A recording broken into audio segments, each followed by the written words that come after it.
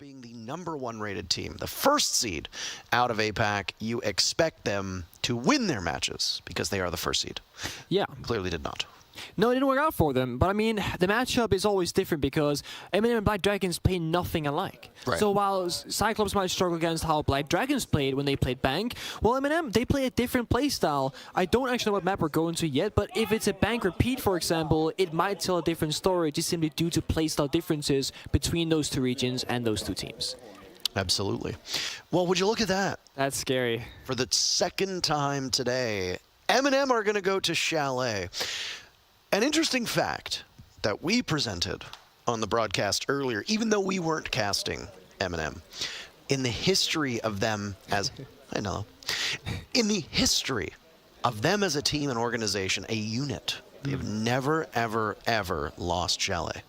Yep, that's true. And they played early against Sonics, and they played really well on it. And I'm sure Solotov had an incredible performance as an individual player, but that's not always the case. Like, they don't need Solotov to pop off to have a great Chalet game because they always win it. It's just how it goes. So the confidence from Cyclops to go there, impressive, but is it too cocky? We'll have to find out. And of course, you gotta talk about the operator bans once we get there, because I want to see if MNM will continue the trend of banning the Monty against Aniton, for example, because that's been the Cyclops special. Any team who plays against them, they just have to ban the Monty. And Cyclops, knowing that, can abuse that in the operator ban phase when we get there.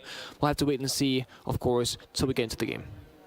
Which again just shows you that some of these teams are very consistent. In terms of APAC North, Cyclops was very consistent, and their biggest focus over the last stage, maybe even multiple stages, we don't exactly know when it started, but their focus was play our game, the Cyclops way, but also play a way that fits against other regions and play more like European teams, which is something that the EU talent have talked about a lot, because the EU talent also casts APAC North out of the Paris studio. So if you can play your game, but make some small changes to align with your European friends, then maybe it will work better on an international stage. This is, I guess, something that LATAM went through many, many years ago. LATAM, long time ago, we're talking 2016, 2017, 2018, were known for their unbridled aggression. Yes. Very, very aggressive all the time. But there was a lack of underlying strategy to some of those takes. And there would be times where they would misuse utility and not come and counter strat, or not come with strats that they could change up. And I remember there was a particular matchup, I think it was Fnatic played one of the LATAM teams, and basically Dizzle said they do the same thing. They didn't even change up their basic strategy from like the regular season. They just, it was a matchup on console. I think it might have been against NIP. And they're just like, we knew where to put the C4s because we know literally how they get in. And it worked. And it worked so effectively. LATAM went through that renaissance, started playing their own style. The meta changed the meta changed, and they were able to adapt to that very quickly. And they were the most dominant team in 2020 and 2021, I think, through that entire window there. Yeah. If APAC could do the same thing while playing their game, they can be quite strong. And Cyclops has definitely been one of the teams that's been around for a while. They've just really struggled to break through, as they've never made it out of groups before. I also feel like right now in the current metagame of Rainbow Six Siege, now is a great time for APAC as a region to really show up, because we are in a more aggressive front-forward-based kind of meta. We went through the utility meta, we went through the kind of like weird meta after that with the whole finger situation and grenades from below. Now we're finding ourselves in like teams with really good frontline, really good entry play, and like being able to like work through the map on the attacking side. They thrive, whereas the more structured teams that play more passive and whatnot, they seem to struggle more, right? Looking at North America, look at a team like Dark Zero, very structured, doesn't necessarily thrive as much in this meta game as the more aggressive teams. Let's say OXG, sure enough, they're not here right now, but they were at the previous majors, and TSM, SSG, etc. So APAC, if there ever was a meta for them to shine, I feel like right now and maybe the next 6 months forward, they could really capitalize if they're able to follow through on what you said, Parker, with taking their own playstyle with a bit more structure and, you know, keep their confidence, keep their aggression, and just work through the map one step at a time. unless you are ready. True. What on earth is going on with these community Wait, polls? what? 52% Wait, how? CAG is going to win. That is not, I don't believe it. After MNM beat Sonics the way they did, the vote goes in favor of CAG, who lost to Black Dragons early. I don't believe that. That's crazy. I don't believe that. Operator bans coming in. MNM banning Ying. That means that Cyclops don't have a Monty banned against them. That is true.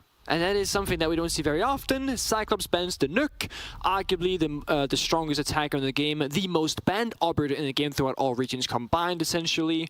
2 key operators are gone, but there are more to follow. Asami, Mira, and Valkyrie are all very strong defenders on this map. Usually Asami does not last or survive the ban phase. She does so far. When Mai from Cyclops gets chosen, MNM have the final ban. Ooh. What are they going to take care of here? I could see an anti-breach go.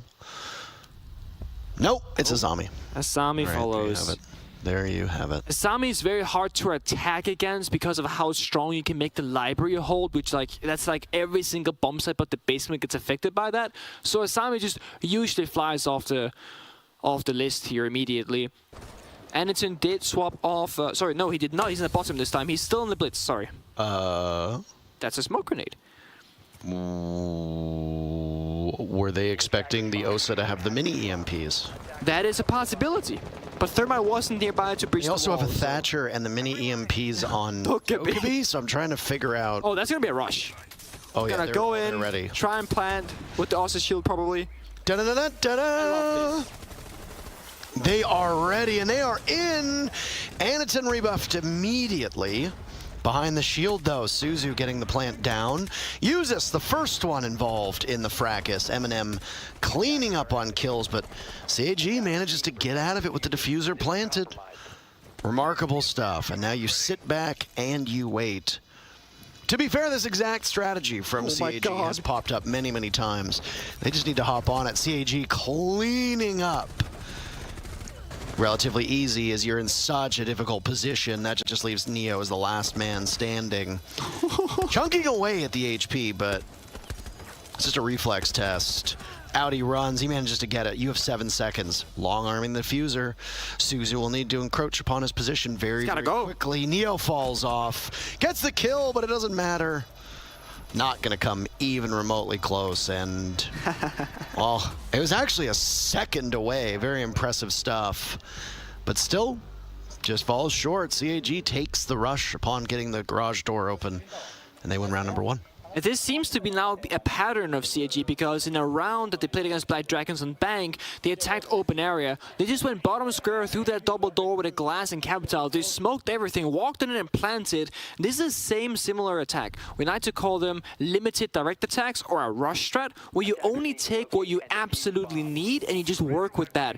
The one thing that you need in these scenarios is like the key operators either granting vision cover, so a smoke grenade or a flashbang. That's where the Ying is normally very strong, or you need some sort of physical protection, the Blitz, the Monty, the OSA, etc. They had the Blitz and the OSA. Blitz goes in deep, was gonna try and distract the defenders. He got shut down immediately, but the OSA shield itself granted enough cover and bought enough time for the diffuser to go down. And you can win that 2 versus 5, 3 versus 5, no problem, because again, your post-plant positioning being so far back outside the building is so strong and heavily favors the zoom scopes of the attackers. Into what little they have left, as they suffered 2 casualties pretty early into the round.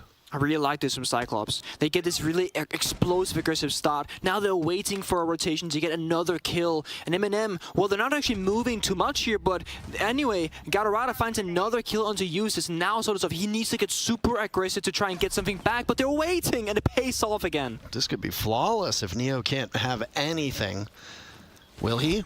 No, he can't. Black Ray cleans up on the very final engagement and wins it. Cyclops maybe did know something that we didn't, because they're now up 2-0, and they have played both rounds pretty much perfectly. And now the thing is, Cyclops can, they have what we call like the momentum and the mental advantage, because if you're MNM, you're gonna fear another direct rush no matter what bombs that you play on. And Cyclops, they don't have to keep up this kind of really fast-paced you know, choice of style. They can change it up and go really, really slow.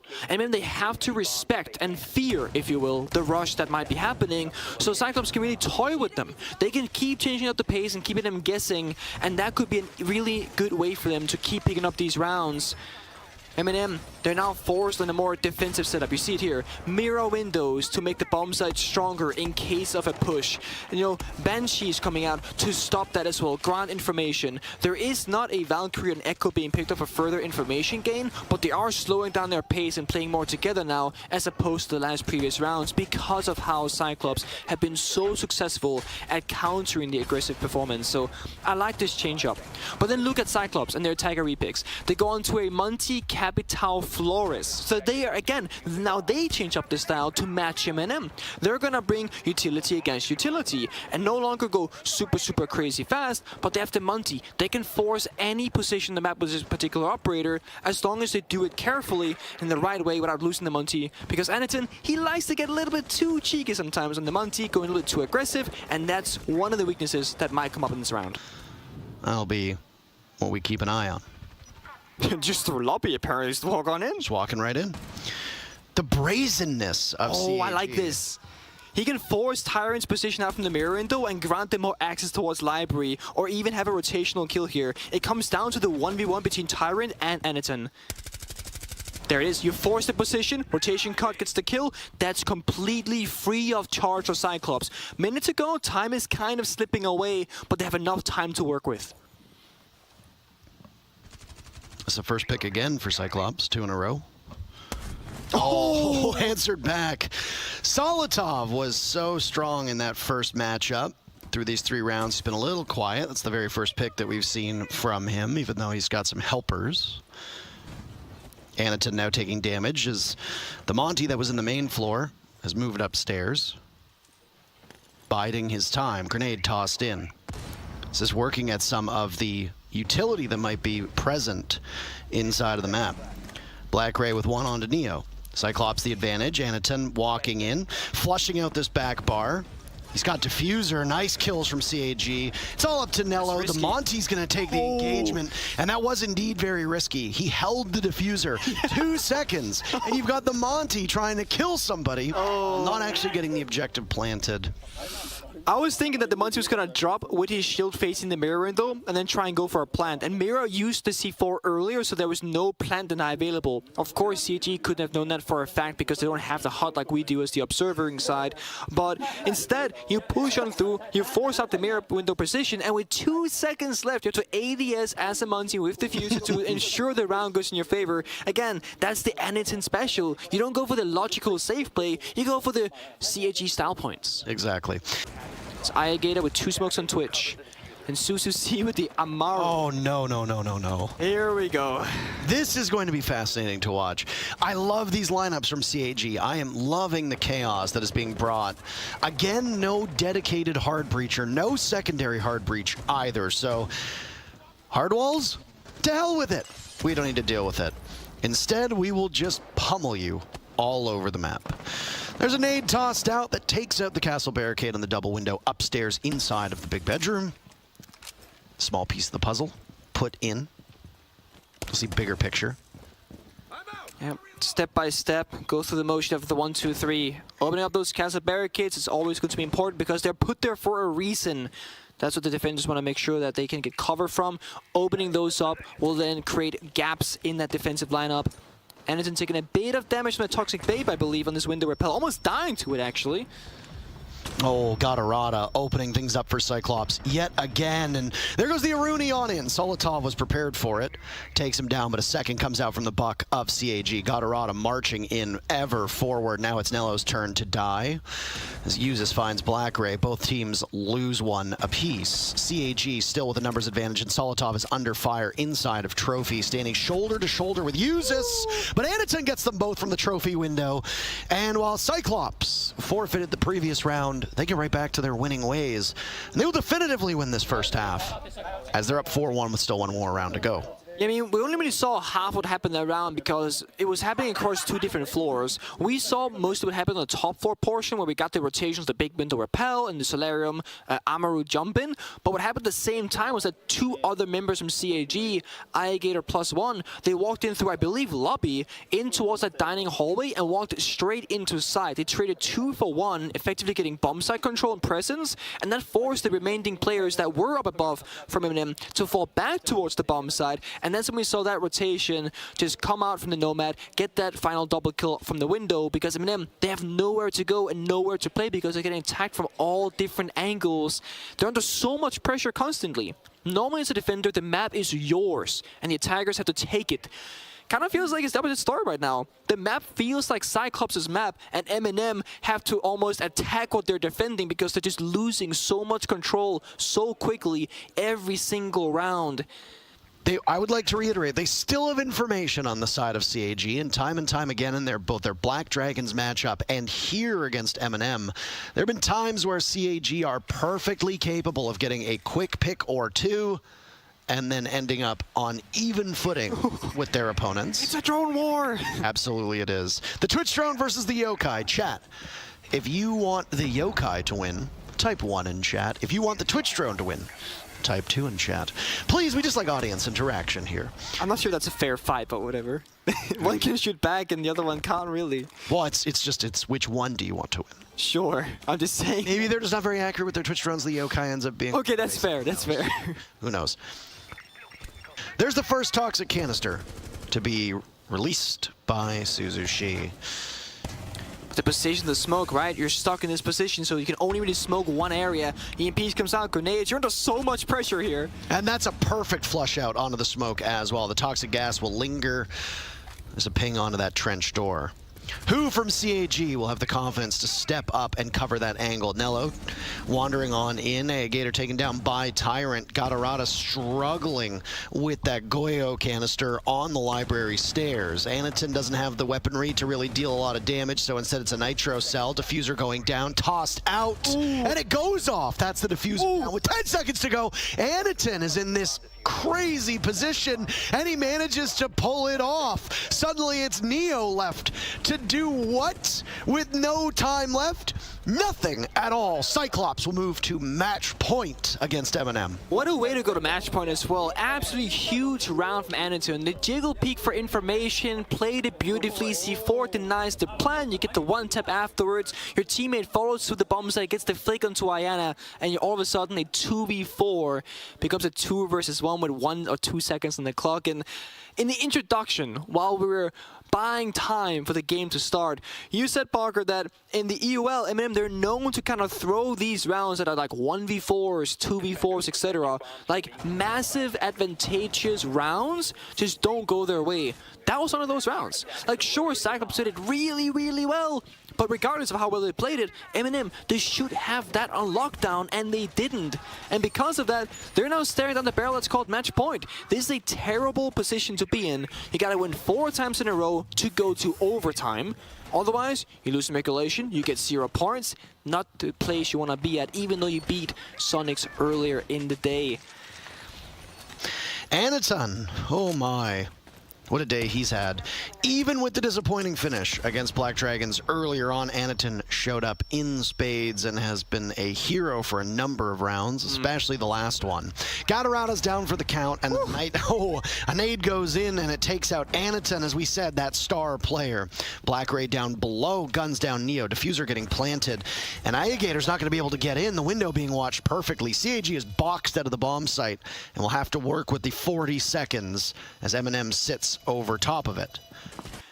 The Cyclops, I mean, I was reading the Reddit post-match on the Black Dragon Cyclops game, and I saw a lot of Cyclops fan posting in there. And half the comments were like, oh my god, I'm so happy Cyclops went to OT against Black Dragons, yada yada yada. The other half was like, I can't believe I woke up this early and then they disappoint me by not winning. And I was like, Cyclops, your match point at 6-2. If there ever was a time to really pull through for the fans, this gotta be the one, right? Upset this one, beat MNM, who beat Sonics earlier in a really dominant fashion on a map that MNM has never lost on, right? You brought up in the beginning, this is MNM's best map, and statistically, one of the most dominant winning streaks from any team really on Chalet. It would be a huge victory for Cyclops if they can pull through at the end. There's one kitchen defense from Cyclops back in round number 7. It did not pan out. No. It was almost a flawless from MNM. Only 1 loss suffered. And Cyclops, they played so passive, didn't really hold on to any real map control in that round. That punished them. And again, no one's roaming library side. No one's like, if one member is killing Tyrant's drone right now, then a second drone has to come out and follow along. It's going to slow them down tremendously. But instead, Cyclops, they're just going to be sitting around waiting inside a piano, office, etc., playing a very passive approach to this round. And I don't think that's the right approach for them because look at MNM. 40 seconds into the round, they're just hammering down the walls in library already. And there's no real answer from either of these black eye cameras. They're still gaining info off of it. One man burned off of the clock right now. If there's any frustration on MNM, it hasn't really shown on their faces. No visible frustration. No audio frustration either. Grenade! Spam pings onto the sledge so that they know to potentially peek him while he has the nade in hand, and there it goes, but just a bit delayed. No. How do you have a yellow, pink, black eye camera and 2 people get injured / died to that grenade? That shouldn't happen, right? It shouldn't happen. You know he's gonna throw the grenade. It shouldn't happen. It shouldn't happen. It shouldn't happen. But guess what? It did. It did happen. It did happen. Didn't. And Anaton almost got taken out by it. It was nearly a twofer, as we call in the business. 2 for 1 indeed. I never said 2 for 1. I just said twofer. Pretty sure that's what it is, no? Not sure. Not sure. Black eye comes on the side, not gonna do much. Flourish drones or Retero drones still going through. And again, these Valkyrie cameras, they're there, sure. Yellow ping's coming out, sure, but there's no value being gained. No. And Suzu C had a hard. You mentioned this earlier. Sometimes your aim with the drones don't work out. Yep. It just happened.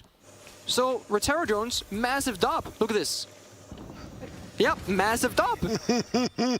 They are the superior drones right there. Absolutely. That's 3s in the chat, by the way. 4 in the Yes. chat for the Evil Eye cams. No force, please. Smokes now go out. Nello with the diffuser in hand, getting it down at the halfway mark. And the coverage for MNM looks to be mighty good. Suzy with the very first kill.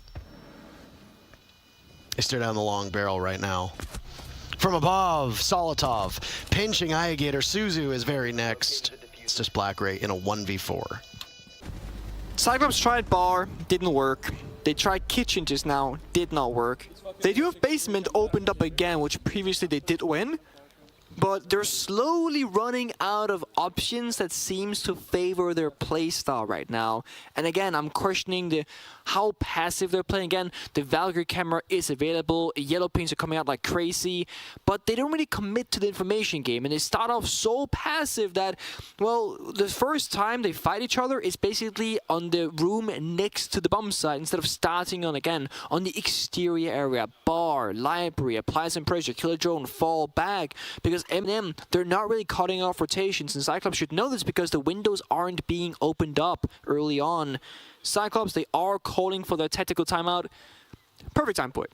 It's 6-4, things aren't working out. You obviously need to talk to your coach here to try and steer the boat around and find that final victory that you need to get that regulation victory.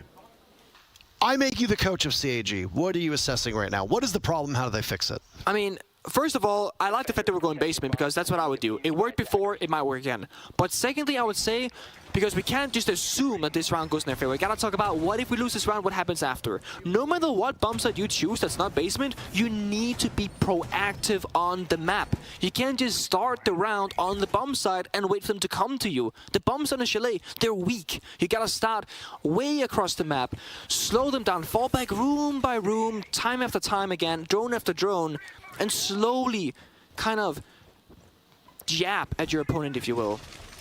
And CAG on the basement defense last time, they did that. Mirren inside a kitchen, they were roaming top floor, they traded 1 for 1, then fell back to bomb site. That's good. CAG on bar and kitchen, they start on bomb site, they wait, they lose.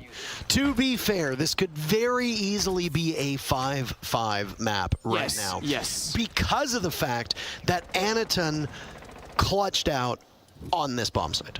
That is true. I mean, it's the only site that we've seen CAG win on defense so far, and they did it through heroics. They did. Not exactly sustainable. Bandit tricking going on. There's one exothermic charge. Huge value for CAG. The worst part for this is not the fact that MNM, they've committed 2 members to the side of the map. They realize there's a bandit now, and now they just have to rotate. They wasted 40 seconds, 1 exothermic charge, 1 EMP. They either need to call for nades from Solotov to rotate over, or just give up on that side. Massive burn on the clock there for MNM. That could be a problem. Air jab's going out, preventing a late roam from CAG. Oh no, it's happened again. Oh. There's a default cam still up. Saw this earlier as well. Not great. No. And that was, what was that? That was TSM versus Heroic, was it not? No, it's the bank games. It was a CAG Black Dragons. Oh, that's right. I'm pretty sure. Right. Yeah, you're right. It's been a lot of Rainbow Six today so far. It has been, yeah. Black Ray taken out by Solitov. That's not ideal for CAG. Now it's Ayagator. Next one up by the deployable. Selma still going off. Flashes in. ADSs are powerless.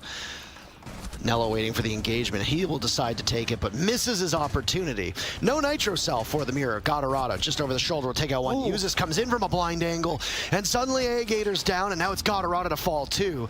Anaton and Suzu to clutch out as the diffuser is going down, but Nello is in such a safe spot. Suzu will have to look to his left. That's where Tyrant is positioned, but he doesn't know that someone's behind him, and MNM have almost pulled off the comeback against CAG. I can hear the hearts of APAC fans breaking over the world.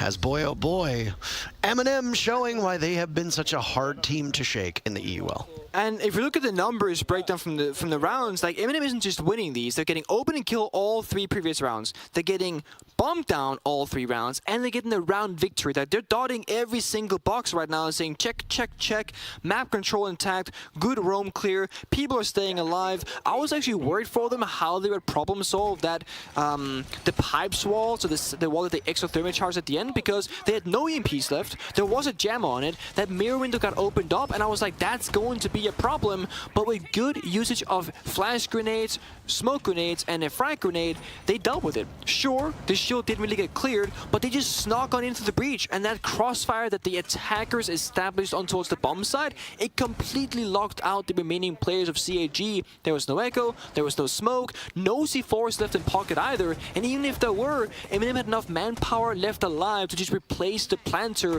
one more rotation. They were fine to get it down there, even if a C4 went out.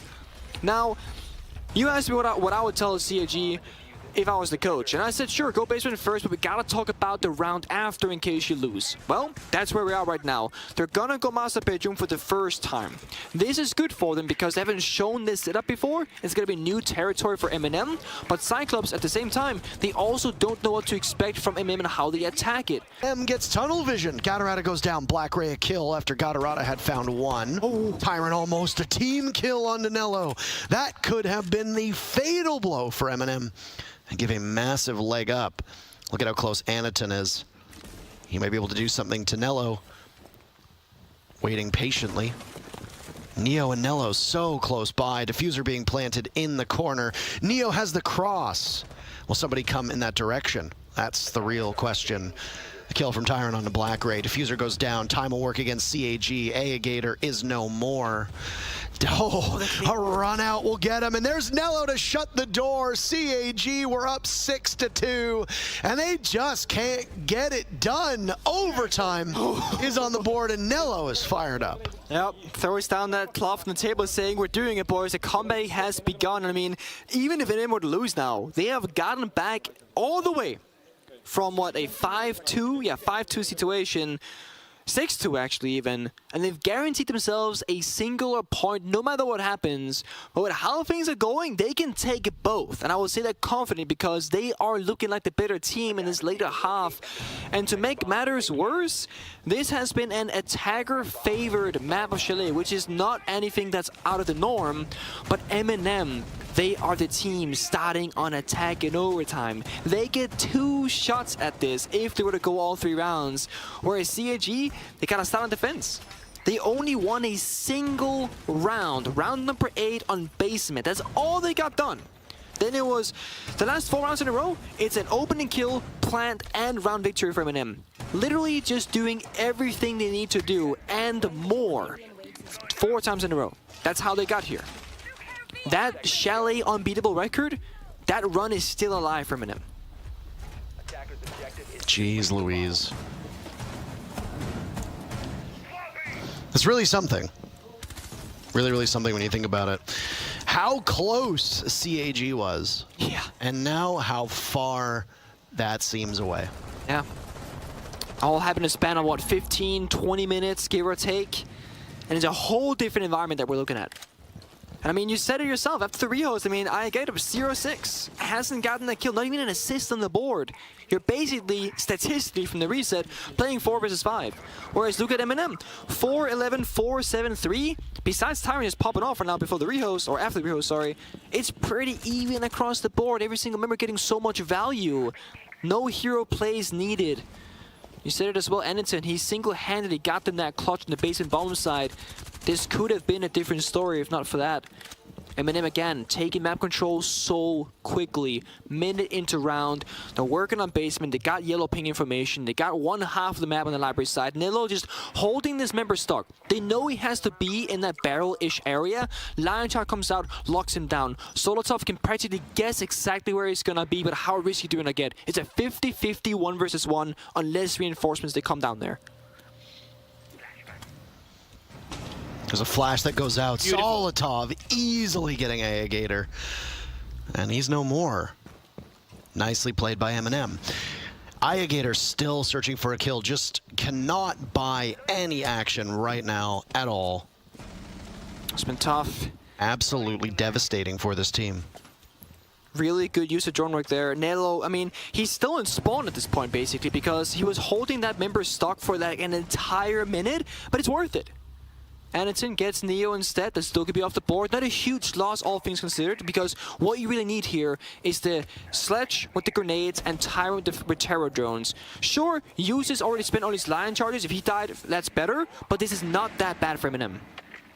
And Solotov still has a beat on the Valkyrie. Might take this engagement on his own. There goes the wall inside of Dining. Toxic canister tossed out. Tyrant will now go on to the Flores drone. The Roteros, which have been such a terror, and Suzu has... Press 3! Suzu has had some difficulties. When you see a Flores drone, I want you to spam 3 for me. That's what we've been talking about. And again, it's getting the ball! Difficulties. Oh my goodness. This is tough. This is a really tough situation to be in because those evil eyes are just totally powerless. CAG falling by the wayside, but they've answered back, and now with Usus down, suddenly MNM are in a 2v2, but there's a moment of vulnerability. As Nello will be able to get the diffuser down, it's Solotov and Nello to watch over one of the teammates that bleed out. It's all on Suzu, who won't be able to do it. And would you believe it? It is MNM's first lead of the game, and they are up 7-6. I mean, you cannot point to like a single issue as to why things are going the way they are, and I hate isolating a single player or a single moment, but the Maestro versus Terror Drone situation between Susu C and Tyrant is completely unfair, it seems. I mean, it just shouldn't go that way that many times. It's not like you're opening the Evil Eye and a player shoots the camera. It's the Evil Eye trying to shoot the Terror Drone on the ground and just missing every single shot. All 1, 2, 3 times that it's been defended. Or actually 2 times, because the first time they didn't play Maestro. So the last 2 times they've played it, that's really been one of the main stories, because the Terror Drones are cleaning out all the information basically for free. And it's such a big win condition for Cyclops. I mean, they could go off the Maestro to any other operators and get a different kind of value, but instead they pick the Maestro, which just doesn't seem to find any. Of course, Tyrant, he played it really well. He's dancing around those saps, going left and right, jumping up and down, sure. But it shouldn't be that difficult as to what it appears like. And now Tyrant is going to be aggressive in the spawn peak. When pressure is at its highest, do you expect a spawn peak if you're CAG? Well, I don't know, but they are bringing the Monty. They are bringing that stable, comfortable operator that works so well for them, and it is also Monty who peeks the rock first and sees the window is indeed opened up. Tyrant, you can't fight that operator. You gotta run away and find something else. It seems like it's been eternity since the domination from Cyclops was front and center on your screen, and they're gonna lose Gadarada early. Cyclops sacrificing the very first kill. MNM collecting it quite gladly, and now it's Anaton to the rescue. He just dances off the damage that's done by that Nitro cell. Teams trading blows left and right. MNM far enough back playing over towards Solarium. That's Solotov, who can now head down the trophy stairs. Last thing he wants is a Monty to go after him. Nello takes down Blackray. To his teammate's aid, he comes. That's Tyrant to fall from MNM, the very first kill for CAG. Zuzu dropping Solotov. There's still a chance here for CAG. Things looked quite grim at the beginning. It's a basement attack, by the way. Just pointing that out. All that happened in Master Bedroom, that's as far away from the bomb site as humanly possible. Anderton half HP, Zuzu C less than that. All three members of MNM, all full HP. Now, there's no smoke, there's no C4. This means Anderton on the mountain is really, really hard to deal with. Zuzu C has 2 exothermic charges. These walls can be opened up. Anderton can walk in with the extended shield, get into a plant position, no one can stop him. That's the game plan right now if you see CAG. 2 members cover, flank drone from dead person holds the flank, Monty tries to plant. And it looks like that's exactly what they're gonna do. At the very least, it should be the best course of action. And Anton's just going to walk right in, bring the heat towards the Jaeger, but he's lost Gator. Anaton jiggle peeking around, good enough for a single kill. Cannot out-duel Nello, but it's a 1v1. Suddenly it's Suzu against Uzis to keep the dream alive. No! CAG choke it in the final round to MNM. And their record remains intact on Chalet. 8-6 for MNM. And it's 6 rounds in a row. 5 of those open and kill, plant, and round victory. The final round, open and kill, no plant, but still round victory. That is absurd to look at. I didn't believe it when it happened. I was like, 5-1, it's gotta be over. Then it goes 6-1, yeah, for sure it's done now. Guess what? We're going OT in almost every single game that we're casting today, Parker. That's just the way it's gonna be. Really rough day for CAG, and I have to imagine that their emotions are probably quite high. It was 6-2 in favor of Cyclops. The scoreline finishes 8-6.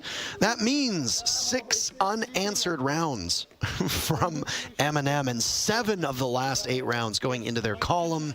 That is incredible mental fortitude and very good staying power. And yeah, I mean, what more is there to say? Cyclops' looks on their faces, well, that tells the whole story. Yeah, you know that their players are not happy with that result because that was in their bag and they couldn't just get it done. And tomorrow's a new day. That's all we can say. That's true. I mean, it's still a 2-point day for Cyclops. Not the end of the world at all. It just feels worse than it is. I mean, I would be more worried about what it does to your team's composure than what it does to the standings. But this is a very competitive group.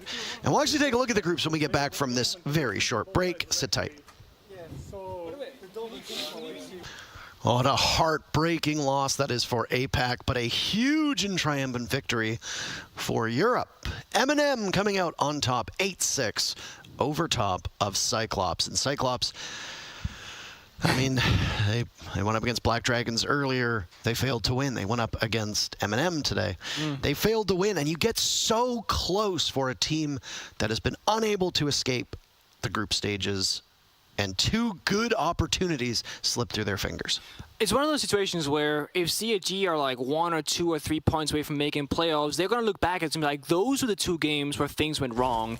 If they make it, however, they can be like, okay, we sustained the damage, we got through it mentally, etc. But we'll have to see on Wednesday what the score is going to look like for this group in particular. But yes, they were way too close and unfortunately could not close it out. No, if you go back all the way to our very first match of the day over on the B stream, you and I casted it. It was the Cyclops matchup. Yes. And they were down. They were trailing Black Dragons, and suddenly they managed to come back, and they lose it in overtime. And the reason why we're framing it this way is because Cyclops were in control on both of these maps.